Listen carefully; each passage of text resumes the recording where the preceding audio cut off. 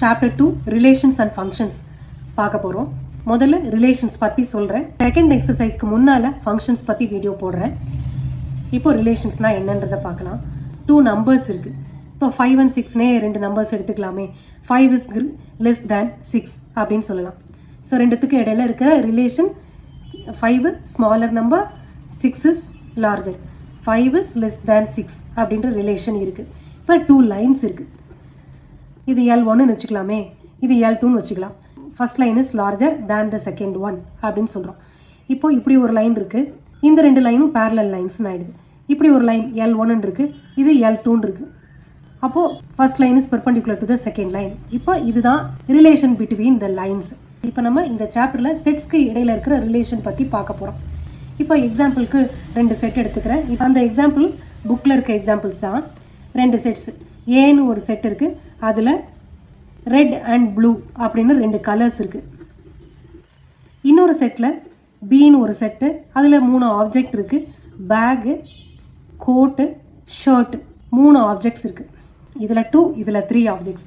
Okay, இப்போ இது ரெண்டுத்துக்கு நடுவில் ரிலேஷன் எப்படி மேக் பண்ண போகிறோம்னு பார்க்கலாம். இப்போ ரெட் கலரில் 3 ஆப்ஜெக்ட்ஸும் இருக்கலாம்ல. Red colour bag, red colour coat, red colour shirt அப்படின்னு இருக்கும். எப்படி? ரெட் கமா பீனா பேக். ஓகே, அடுத்து அதே ரெட் கலரில் கோட் இருக்கும், அதே ரெட் கலரில் ஷர்ட்டும் இருக்கும். ஓகே, அடுத்து இப்போ இந்த ப்ளூ கலரை வச்சு இந்த 3 ஆப்ஜெக்ட்ஸை பேர் பண்ண போகிறோம். So blue comma bag, blue comma coat, blue comma shirt. இதுதான் ரிலேஷன் மேக் பண்ணுறது. 2 செட்டுக்கு நடுவில் இருக்கிற ரிலேஷன் இப்படி தான் ஆர்டர்ட் பேஸாக எழுத முடியும். ஓகே, இது ஒரு செட்டு, அதுக்கு பேர் கார்டீசியன் ப்ராடக்ட் ஆஃப் 2 செட்ஸ். புரியுதா? A into B அப்படின்னு எழுதுனா கார்டீசியன் ப்ராடக்ட் அப்படின்னு அர்த்தம். இப்போ இந்த கார்டீசியன் ப்ராடக்ட் எப்படி எழுதுறதுன்றது தெரிஞ்சிருச்சா? இதுக்கான டெஃபினிஷன் இப்போ போகலாம். Cartesian products given 2 non-empty sets P and Q.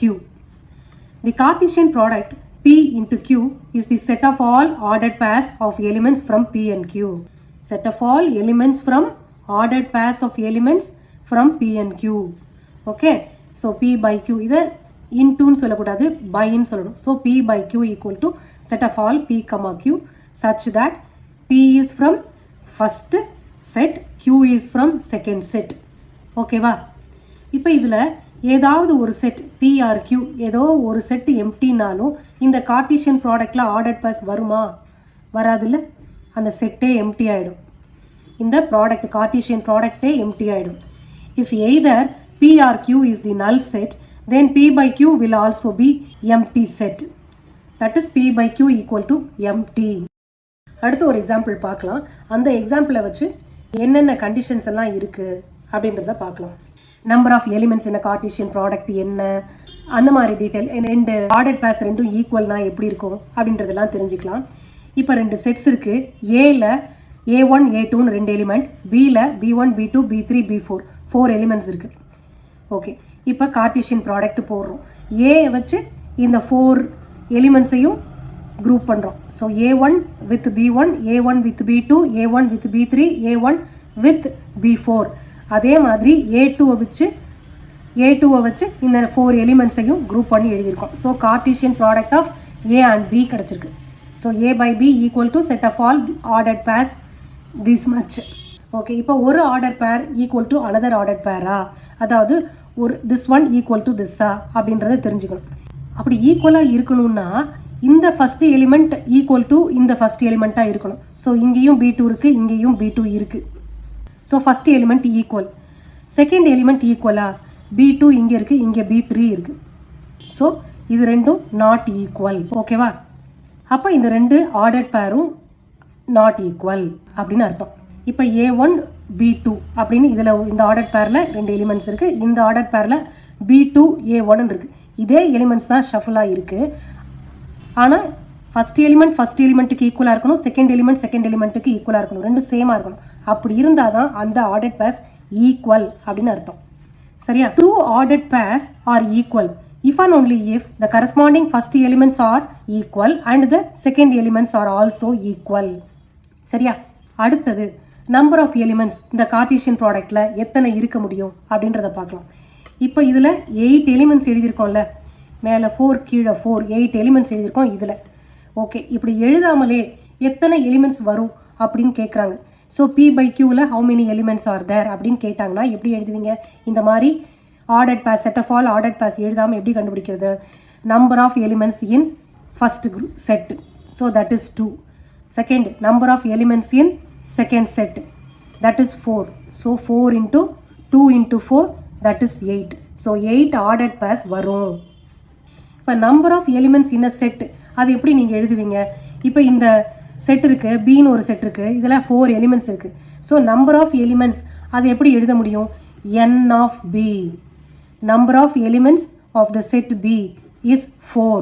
So number of elements in a அப்படின்னா n of a is 2. ஓகேவா? இப்போ number of elements in A into பின்னா 2 into 4, n of a into n of b. அதான் இங்கே எழுதணும் 2 into 4ன்னு. இப்போ அடுத்த point அதான் பார்க்க போகிறோம். If there are p elements in a and q elements in b, then there will be pq elements in a by b. That is, if n of a equal to p and n of b equal to q, then n of a by b equal to pq. இப்போ சொன்ன point அப்படியே இதில் இருக்கா? Number of elements in each set அதோட cartesian ப்ராடக்டில் எப்படி இருக்கும் அப்படின்றது தெரிஞ்சிருச்சு.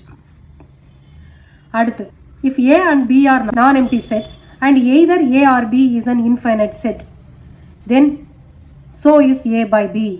இப்போது 2 செட்ஸு ஏ அண்ட் பின்னு இருக்குது, அது நான் எம்டி செட்ஸாக இருக்குது, அதில் ஏதோ ஒரு செட்டு இன்ஃபைனைட் செட்டாக இருக்குது. அப்போ கார்ட்டீசியன் ப்ராடக்ட் போடும்போது அந்த கார்ட்டீசியன் ப்ராடக்ட்டுமே இன்ஃபினிட் செட்டாக இருக்கும். ஸோ அதான் எழுதிருக்கு. அடுத்து, ட்ரிப்ளெட்னா என்ன, ஆர்டர் ட்ரிப்ளெட்னா என்ன அப்படின்றத பார்க்கலாம். இப்போ இங்கே கார்ட்டீசியன் ப்ராடக்ட்னா ஏ பை பின்னு போட்டோம்.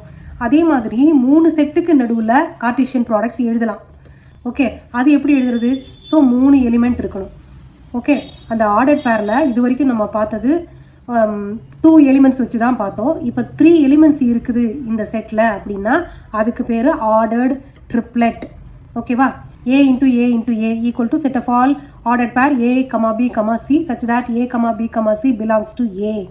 ஓகே, 3 ஏக்குள்ளேயே இருக்கணும், வேறு வேறு செட்டு கிடையாது, 3 ஒரே செட்டில் இருக்கணும். அந்த மாதிரி இருக்கிற ஒரு ஆர்டர்ட் பேருக்கு ஆர்டர் ட்ரிப்ளெட்னு பேர். அடுத்து எக்ஸாம்பிள்ஸ் பார்க்கலாம்.